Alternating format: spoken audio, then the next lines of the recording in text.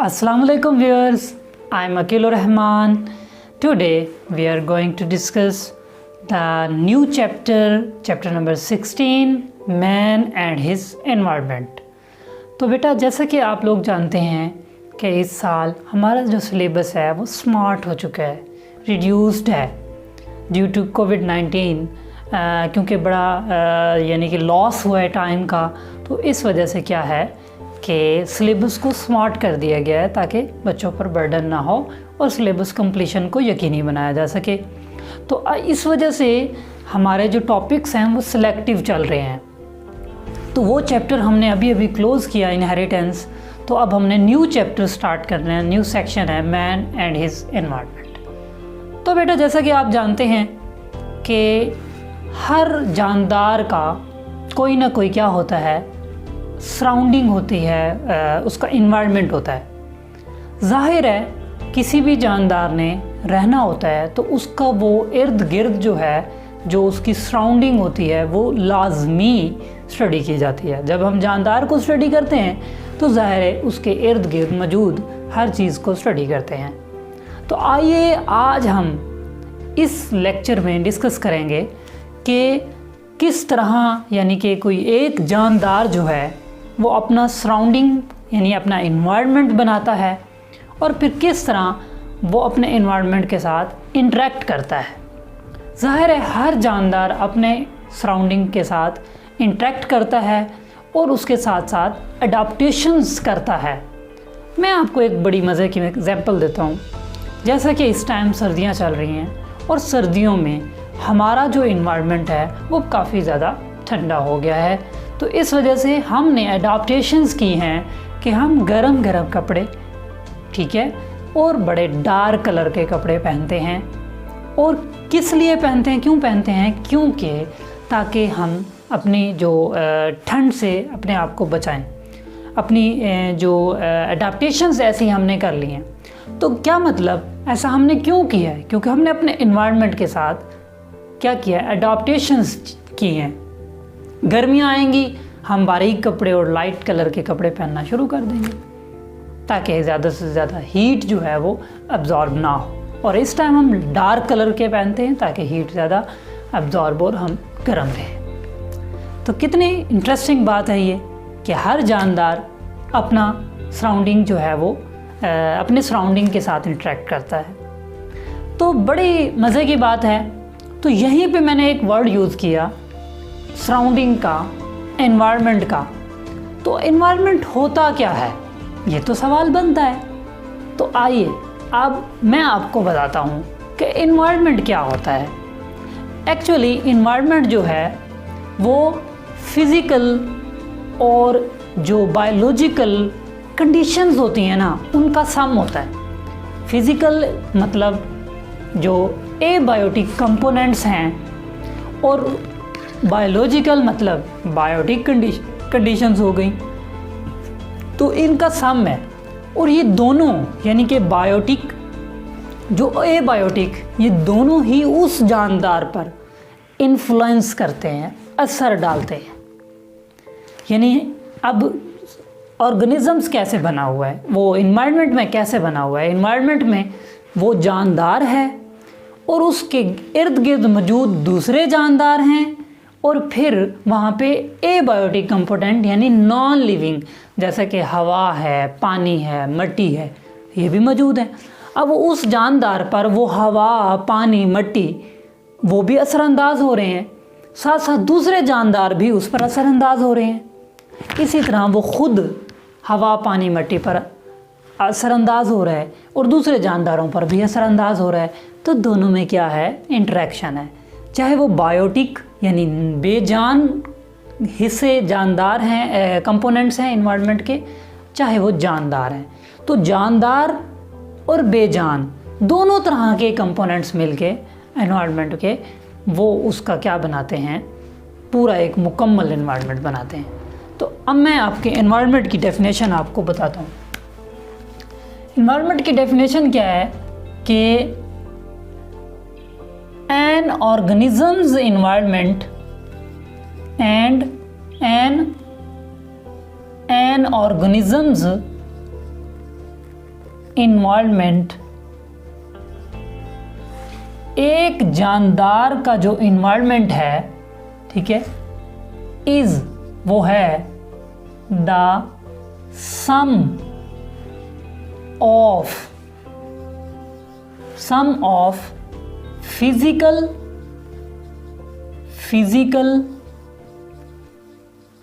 conditions means abiotic and biological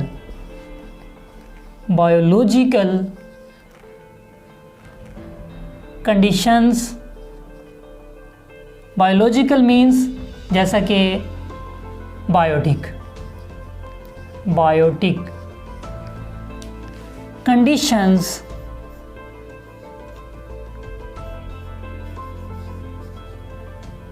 which influence, जो असर अंदाज होती हैं, ठीक है, which influences, असर अंदाज होती हैं influences on that organism, उस जानदार पर, वो क्या कहलाते हैं, उसका एनवायरनमेंट। यानी कि किसी भी जानदार का जो एनवायरनमेंट है वो सम है फिजिकल कंडीशंस, यानी biotic, abiotic. Physical conditions mean abiotic, मतलब हवा, पानी, मिट्टी वगैरह ये। एंड बायोलॉजिकल कंडीशंस मतलब दूसरे जानदार, ठीक है, वो उस जानदार के जो इर्द गिर्द रह रहे होंगे। इन दोनों का जो सम है, दूसरे जानदार और वो खुद, और जो एबायोटिक मतलब हवा, पानी, मिट्टी वगैरह जो, और दूसरे नॉन लिविंग कंपोनेंट है, यानी लिविंग कंपोनेंट और नॉन लिविंग दोनों मिलके क्या बना रहे हैं, उस जानदार का एनवायरनमेंट बना रहे हैं जो उस पर असरअंदाज होता है। अब इसको मैं ना एक छोटी सी एक मैं आपको एग्जांपल देता हूँ। फॉर एग्जांपल एनवायरनमेंट की। अब यहाँ पे एक जानदार है, एक इंसान, एक बंदा है, ठीक है, या कुछ इंसान बंदे हैं, ठीक हो गया कुछ। यहाँ पे अब एक दरख्त भी है,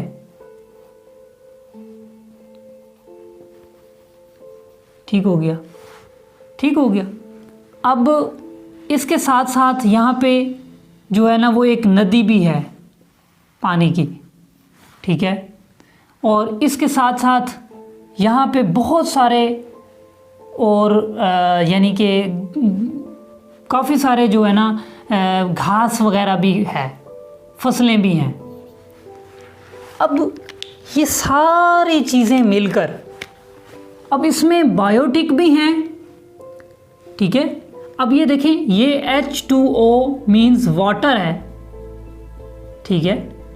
अब ये तो एबायोटिक है ना, एबायोटिक, ठीक है। अब ये जो ह्यूमंस हो गए और ये ट्रीज हो गए और ये ग्रास हो गई, या ये कोई क्रॉप्स हैं, फसलें हैं, अब ये सारे क्या हैं, ये बायोटिक हैं। अब बायोटिक और एबायोटिक दोनों अगर हम सम लें तो वो एक इन्वायरमेंट क्रिएट हो गया है।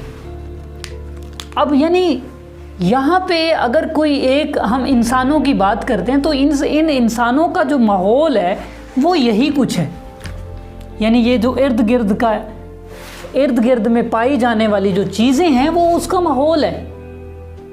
अब उसके अंदर कौन सी चीज़ें हैं, उसमें नॉन लिविंग भी हैं, यानी मिट्टी भी है, सॉइल वगैरह, ज़ाहिर है मिट्टी भी है, सॉइल वगैरह, यानी कि ये दरख्त जो है ज़ाहिर है ये सॉइल में है।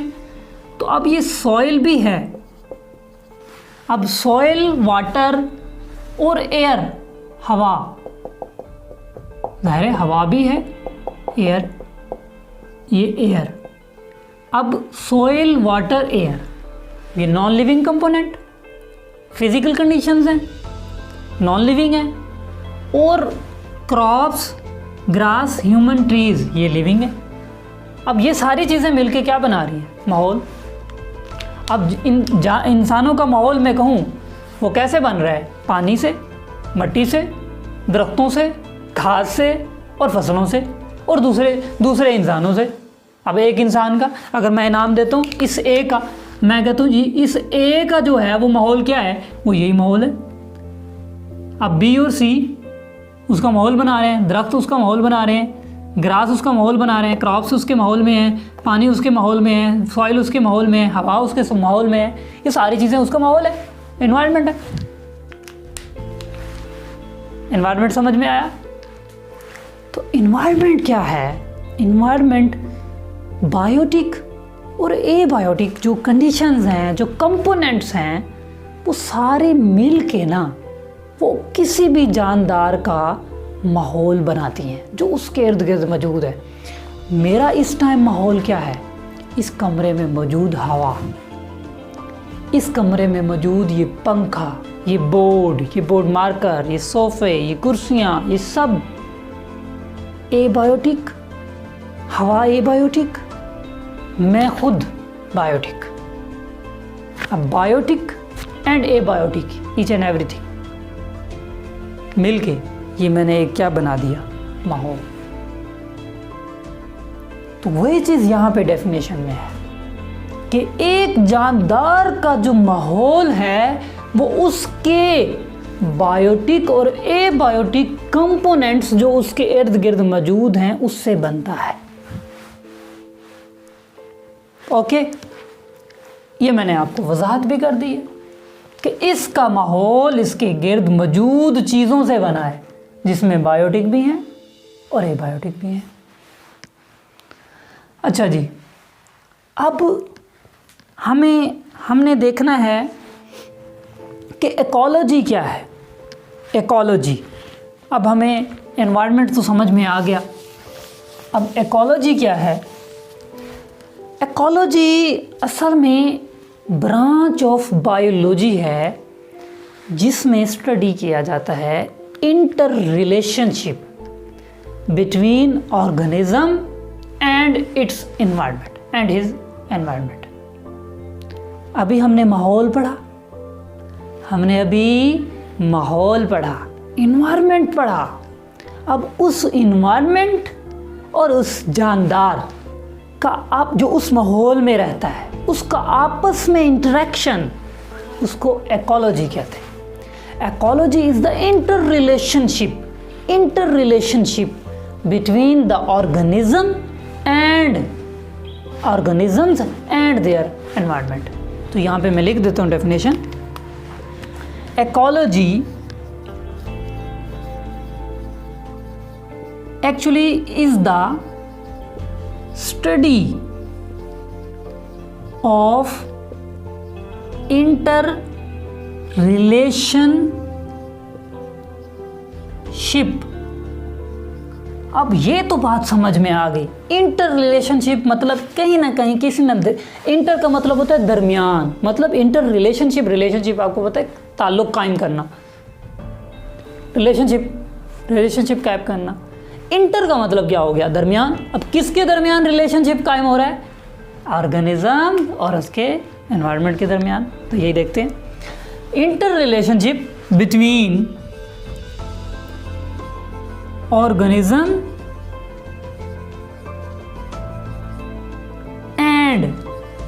ऑर्गेनिजम्स एंड देयर एनवायरनमेंट, यानी कि किसी जानदार और उसके माहौल के दरमियान ताल्लुक को क्या कहते हैं? Ecology. Ecology is the study of inter relationship between the organism and their environment. अच्छा जी, ये बात तो समझ में आ गई कि हमने एनवायरनमेंट क्या है, some of components of biotic and abiotic things किसी भी जानदार का। फिर हमने आ गए कि उसके जानदार के एनवायरनमेंट के साथ इंटर रिलेशनशिप को स्टडी करते हैं इकोलॉजी में। अब आ जाता है लेवल्स ऑफ इकोलॉजी, मतलब कि इकोलॉजिकल ऑर्गेनाइजेशन जो होती है लेवल्स ऑफ इकोलॉजिकल ऑर्गेनाइजेशन, तो वो किस तरह हैं? लेवल्स कहाँ से शुरू होता है जी? जानदार से। ऑर्गेनिज्म से लेकर बायोस्फीयर तक जो है वो लेवल्स हैं।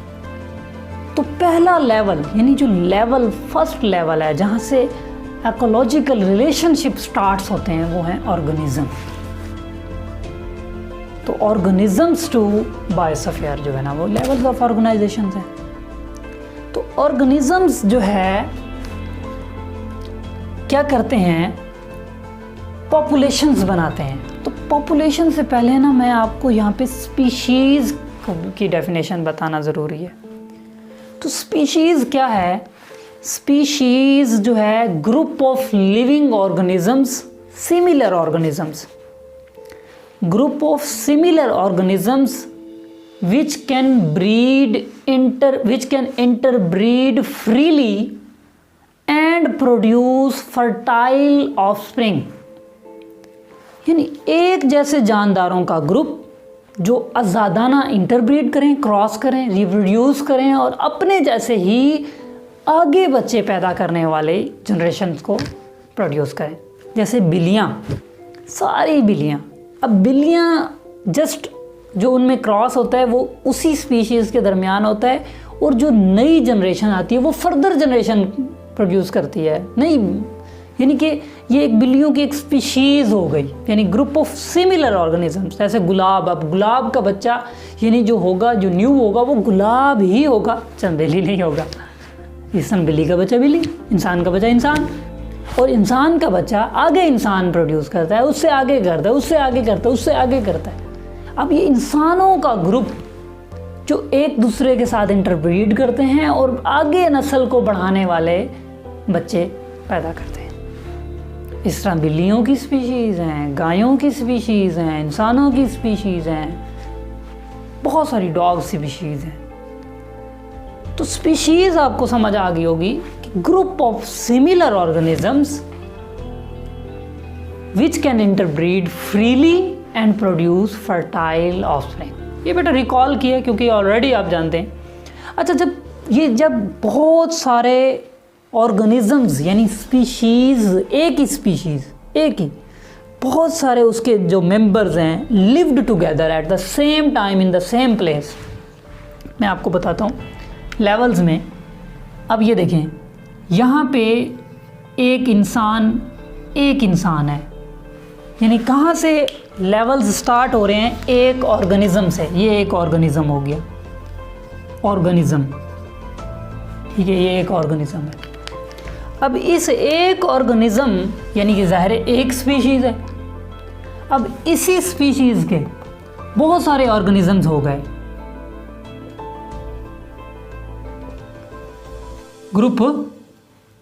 Group of similar organisms of same species. अब ये ग्रुप हो गया। अब ये एक ऑर्गेनिज्म है, यहाँ से इकोलॉजिकल लेवल स्टार्ट हो रहा है। अब ये जी लेवल इस इंडिविजुअल लेवल से कहाँ आ गया? अब ये ग्रुप में आ गया। अब ये ग्रुप है। अब ग्रुप क्या है? ग्रुप ऑफ सिमिलर ऑर्गेनिज्म, एक जैसे जानदारों का ग्रुप है और सेम टाइम में सेम प्लेस पर रह रहा है। प्लेस क्या है? सेम, और टाइम क्या है?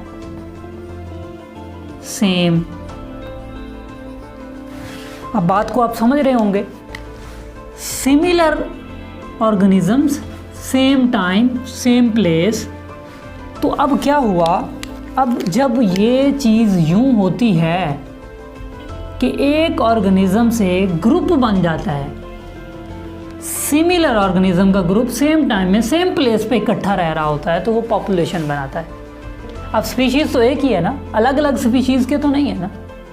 सेम स्पीशीज़ के मेंबर्स, यानी ये मेंबर्स हैं ना, इंडिविजुअल्स हैं, एक ही स्पीशीज़ के इंडिविजुअल्स हैं ये सारे इंसान।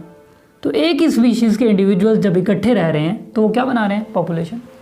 जैसे इंसानों की human population in a city, या माइस पॉपुलेशन, चूहों की population the field of rice, चावलों के खेत में, तो वो एक नंबर ऑफ इंडिविजुअल्स हैं जो एक ही स्पीशीज़ के हैं, एक जैसे हैं, एक वक्त में एक ही जगह पे इकट्ठे रह रहे हैं, वो पॉपुलेशन बना रहे हैं। अब ये क्या बन गई है, ये एक पॉपुलेशन बनी है। क्या बनी है? एक पॉपुलेशन।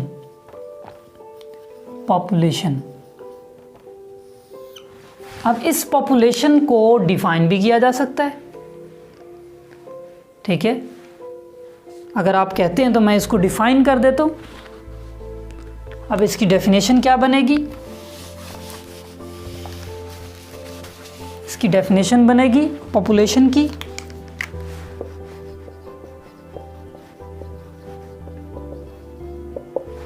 पॉपुलेशन जो है अ ग्रुप, ये एक ग्रुप है, group of similar organisms of same species living together in a same place at the same time make a population। क्या बनाता है? एक पॉपुलेशन बनाता है। अब यहाँ पे वर्ड सेम याद रखिएगा, सेम स्पीशीज, सेम प्लेस और सेम टाइम, ये तीन चीज़ें। सेम प्लेस है, सेम स्पीशीज है, सेम प्लेस है और सेम टाइम है, तो वो क्या बना रहे हैं? पॉपुलेशन। अब इंडिविजुअल से, ऑर्गेनिज्म से एक नया लेवल आ गया, पॉपुलेशन लेवल। ऑर्गेनिज्म लेवल, फिर पॉपुलेशन लेवल। ये बात तो समझ में आ गई। अब देखते हैं जी, पॉपुलेशन लेवल के बाद नेक्स्ट कौन सा लेवल है? अब पॉपुलेशन लेवल के बाद कुछ यानी यूँ होता है कि बहुत सारी पॉपुलेशंस ना डिफरेंट, फॉर एग्ज़ाम्पल यानी कि एक ह्यूमन पॉपुलेशन है, फिर उसमें कैट्स पॉपुलेशन आ जाती है, उसमें डॉग्स पॉपुलेशन आ जाती है, उसमें ट्रीज़ आ जाते हैं, ठीक है, पॉपुलेशन है, उसमें प्लांट्स की कुछ एक स्पीशीज़ है, कोई एक वो आ गई, ठीक है, काफ़ी सारी स्पैरो पॉपुलेशन आ गई, चिड़ियाँ हो गई। तो बहुत सारी पॉपुलेशन जब एक जगह पे इकट्ठी रहती है ना, मैं आपको एग्जांपल देता हूँ, यानी कि कम्युनिटी की तरफ हम आ गए हैं, तो मैं आपको इस तरह एक समझाता हूँ कि एक दरख्त गिरा पड़ा है, सपोज़ किया एक फॉलन लॉग, ठीक है, ये अगर गिरा पड़ा है सपोज़ किया, अब इसके ऊपर ना कुछ घोंसले से बन गए, नेस्ट काफ़ी सारे कुछ। अब इनके ऊपर क्या आ गए हैं? स्पैरोज, स्पैरो चिड़िया।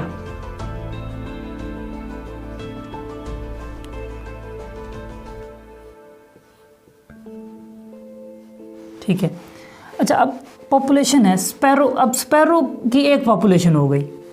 अब इसके नीचे दीमक है,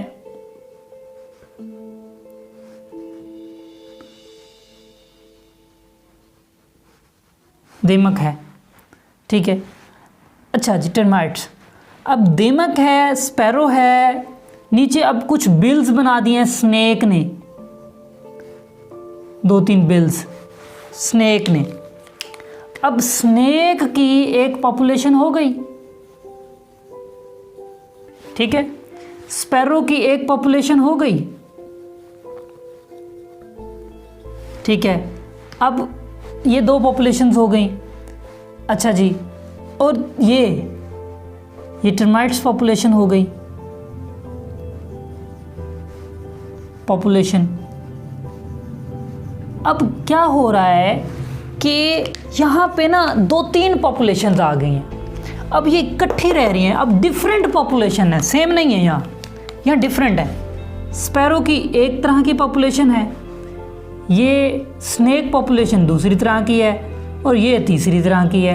अब 3 तरह की मुख्तलिफ डिफरेंट पॉपुलेशंस लिविंग टुगेदर इकट्ठी रह रही हैं, सेम प्लेस सेम टाइम, क्या बना रही हैं? एक कम्युनिटी। क्या बना रही हैं? एक कम्युनिटी। तो कम्युनिटी क्या हुआ कि when the different populations lived together in a same place at the same time is called community। तो मैं कह सकता हूँ ग्रुप ऑफ डिफरेंट पॉपुलेशंस, अगर हम इसकी डेफिनेशन करते हैं, ठीक है, ग्रुप ऑफ डिफरेंट पॉपुलेशंस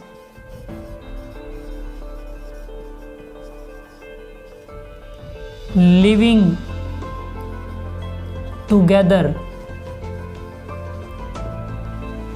ठीक है, एट द सेम टाइम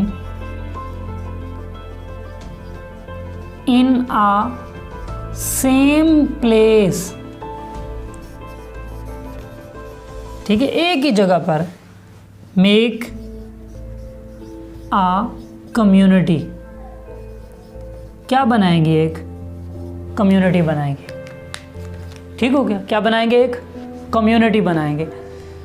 तो मतलब बहुत सारी जब पॉपुलेशंस इकट्ठी रह रही हैं, ठीक है, और एक ही जगह पे रह रही हैं, एक दूसरे के साथ इंटरेक्ट कर रही हैं, तो वो क्या बना रही हैं? कम्युनिटी बना रही हैं। अब कम्युनिटी फिर 2 तरह की है, एक तो सिंपल कम्युनिटी है, एक कॉम्प्लेक्स कम्युनिटी है।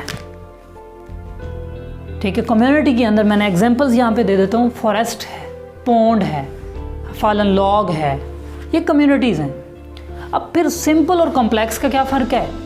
सिंपल कम्युनिटी के अंदर number of populations and size of population limited. Number means populations की तादाद, और साइज़ का मतलब कि हर पॉपुलेशन में नंबर ऑफ मेंबर्स।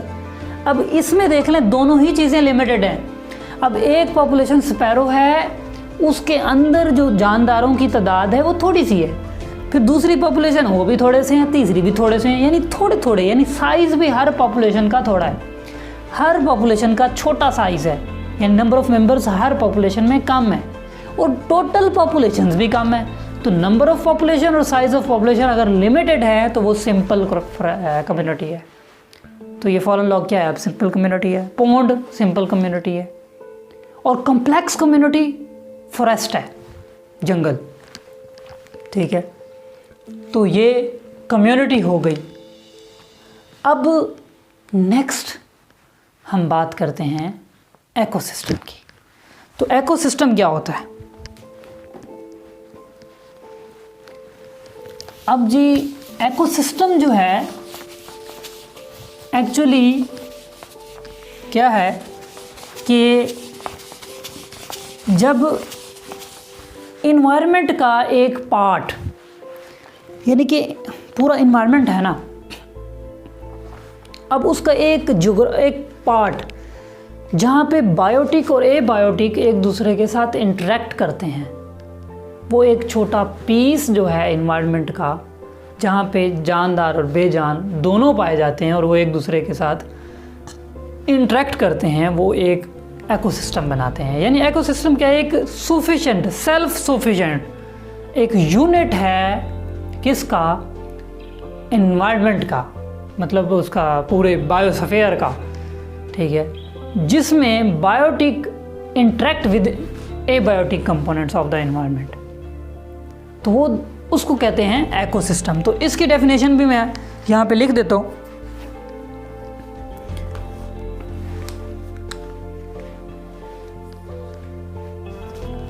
तो इसकी डेफिनेशन ये होगी कि a सेल्फ सफिशिएंट यूनिट, यानी कि ये एक सेल्फ सफिशिएंट यूनिट है। अब सेल्फ सफिशिएंट किसका यूनिट है? ये सेल्फ सफिशिएंट यूनिट एनवायरनमेंट का है, यूनिट ऑफ एनवायरनमेंट। ठीक है, that is formed that is formed, जो बना है as a result of interaction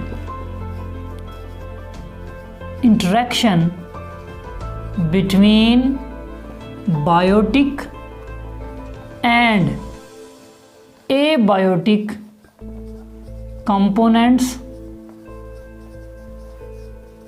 of environment। ठीक हो गया, ये हो गया जी एकोसिस्टम। अब एकोसिस्टम में एक लेक है, पॉन्ड है, लेक है, तो ये एक एकोसिस्टम है, यानी छोटे से मतलब उसका एक सेल्फ सफिशिएंट, यानी पॉन्ड एक तालाब है, एक तालाब उसके अंदर जो है ना वो एक बहुत सारी मतलब पॉपुलेशंस हैं, वो एक पाथ हो गया, एक पीस है एनवायरनमेंट का, एक टुकड़ा है जहाँ पे वो बहुत सारी पॉपुलेशंस आपस में रह रही हैं, इंटरेक्ट कर रही हैं। बायोटिक एबायोटिक दोनों कंपोनेंट्स हैं, वाटर भी है उसमें, जो है ना एयर भी है उसमें, और साथ जानदार भी हैं उसमें। तो बायोटिक एबायोटिक दोनों ही मिल रहे हैं एक पॉन्ड के अंदर ना, वो क्या है, एक इकोसिस्टम सा बन गया। तो ये हो गया जी एक इकोसिस्टम। अब ये हमारा यानी कि लेवल्स पढ़ रहे हैं हमने, ऑर्गेनिज्म पढ़ा एक लेवल, फिर ऑर्गेनिज्म से बड़ा लेवल पॉपुलेशन लेवल, पॉपुलेशन से बड़ा लेवल कम्युनिटी लेवल, कम्युनिटी से बड़ा लेवल इकोसिस्टम। ठीक है, तो अब इकोसिस्टम भी एक लेवल है, इकोलॉजिकल लेवल है। तो इकोसिस्टम के बाद बायोस्फीयर बनता है, यानी कि अब बायोस्फीयर क्या है, जब सपोज किया मैं ये कहता हूँ कि ये अर्थ है, ठीक है, ये क्या है, अर्थ है। अब अर्थ ये जी, अब अर्थ क्रस्ट पर हम रहते हैं, वैसे क्रस्ट पर, सरफेस पर। मैं कहता हूँ कि अगर सपोज कि ये एक इकोसिस्टम है, इकोसिस्टम एक पीस ऑफ एनवायरनमेंट है, ये एक इकोसिस्टम है, ये एक इकोसिस्टम है, ये एक इकोसिस्टम है, ये एक इकोसिस्टम है, ये एक इकोसिस्टम है, ये एक इकोसिस्टम है, ये एक इकोसिस्टम है, ये एक इकोसिस्टम है, ये एक इकोसिस्टम है, ये एक इकोसिस्टम है, ये एक इकोसिस्टम है, ये। अब क्या हुआ है कि अब यानी कि ये सारे इकोसिस्टम्स मिल के क्या बना रहे हैं, बायोस्फीयर। यानी ये छोटे छोटे इकोसिस्टम्स, यानी some of all ecosystem on earth crust. तो अर्थ क्रस्ट पर सारे इकोसिस्टम्स का सम जो है वो बायोस्फीयर है। यानी हम ये कह सकते हैं कि the part of earth where organisms live, यानी वो हिस्सा ज़मीन का जहाँ पे जानदार रहते हैं वो बायोस्फीयर है। Bio mean life, sphere part, यानी कि उसका फेयर हिस्सा, ज़मीन का वो हिस्सा जहाँ पे क्या रहते हैं, जानदार रहते हैं। ठीक है, तो हम कह सकते हैं कि some of all ecosystems, some of all ecosystem found on earth crust form a biosphere. वो क्या बनाते हैं, बायोस्फीयर बनाते हैं। यानी हम कह सकते हैं a part of earth crust where organisms live called biosphere, यानी कि the part of earth inhabited by organisms, habitated by, जहाँ पे जो जानदार रहते हैं, called biosphere। तो ये थी हमारा जी लेवल्स ऑफ इकोलॉजिकल ऑर्गेनाइजेशन जो थे, इकोलॉजिकल लेवल्स ऑफ ऑर्गेनाइजेशन। तो उम्मीद है आपको समझ आई होगी। फिर भी अगर कोई क्वेश्चन हो, कोई चीज़ पूछनी हो तो तब आप कमेंट बॉक्स में कमेंट कर सकते हैं। अदरवाइज़ डिस्क्रिप्शन में दिए हुए नंबर पर आप टेक्स्ट भी कर सकते हैं, तब भी हम आपके क्वेश्चंस का आंसर देंगे। तब तक के लिए अल्लाह हाफ़िज़।